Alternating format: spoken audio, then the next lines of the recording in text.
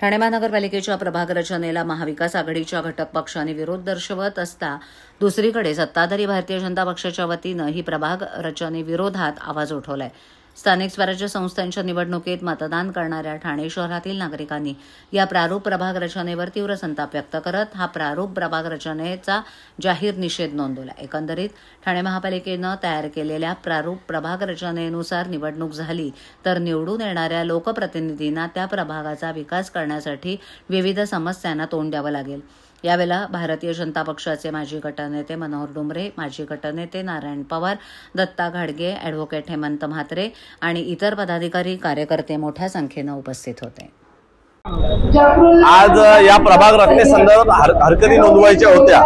सदरच्या हरकतीमध्ये आमची हरकत अशीच होती की तुम्ही दोन प्रकारे रस्त्याची आणि नाल्याची अशी विभागणी करून एका प्रभागाचे 3 प्रभाग करण्याचा प्रयत्न केलेला आहे। आमचं म्हणणं आहे, जर तुम्ही शेवटपर्यंत कापरोडे ते कुलचेत रस्त्याची लेफ्ट साईडची बाजू घेता तर त्या बाजूने एकतर करा, नाहीतर नाल्याच्या बाजू धरून करा।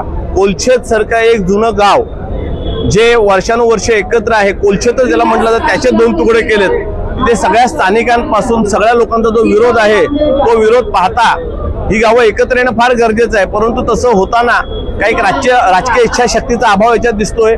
काहींचा ह्याच्या मागे राजकीय हेतूने प्रेरित अशी प्रभाग रचना झालेली आहे असा आमचा आरोप आहे।